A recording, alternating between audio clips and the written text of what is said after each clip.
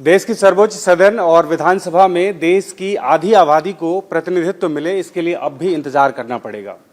संसद में महिला आरक्षण विधेयक पास नहीं हो पाया, इस पे बात करेंगे। हमारे साथ दिल्ली की मुख्यमंत्री हैं रेखा गुप्ता जी।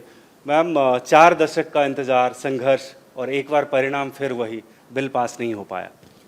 बहुत ज़्यादा महिलाएं, पूरे देश की महिलाएं क्षुब्ध हैं, निराश हैं इस तरीके के व्यवहार से जो इस बार सदन में विपक्ष के द्वारा किया गया।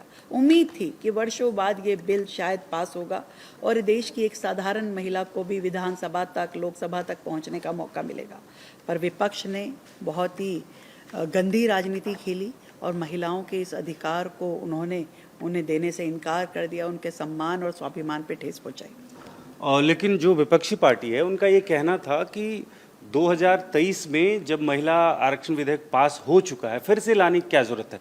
इसके जरिए आप डीलिमिटेशन बिल पास करवाना चाहते थे।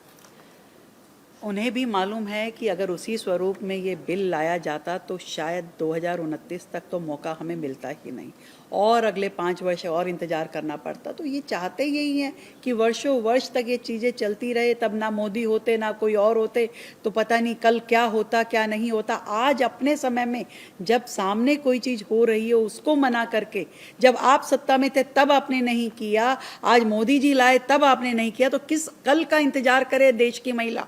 किस कल का इंतजार करे? जब आप आज किसी चीज़ को नहीं कर सकते तो हम ये मानते हैं आप इस चीज़ को कभी करना चाहते थे, ना करना चाहते हैं, ना कभी करेंगे। प्रियंका गांधी ने ये कहा है कि आधी आबादी को प्रतिनिधित्व देने की आप बात करते हैं, पास हो गया था पहले ही, 543 में आप दीजिए, आपको कौन मना कर रहा है? फिर से हम लोग सब सपोर्ट करेंगे उसी पार्लियामेंट में। मैं ये बता दूं, देश की जनता जिन्हें वो सोच रहे हैं कि उन्हें पता नहीं है, 543 की बात कह के, कभी कोटे में कोटा की बात कह के, कभी डीलिमिटेशन की बात कह करके इन्हें विरोध करना ही था। कारण ए कहें या बी कहें, परंतु उन्हें मालूम है कि ये बिल यदि पास होता है, एक साधारण महिला चुनाव लड़ने की अधिकारी बन जाती है तो इन मठाधीशों की कुर्सी खतरे में ना पड़ जाए, इनके घर की महिलाएं जो आज वो जम के वहाँ बैठी हुई हैं उनको खतरा ना हो जाए, इसलिए उन्होंने विरोध किया है। आज 543 की बात कर रहे हैं। मुझे बताइए 1971 में 543 सीटें बनी थी, आज 50 साल बाद भी आप 543 पे ही चुनाव लड़ेंगे? जनसंख्या 3 गुना ज़्यादा हो गई, सीटें उतनी रहे, क्यों रहे भाई? जवाब तो दीजिए।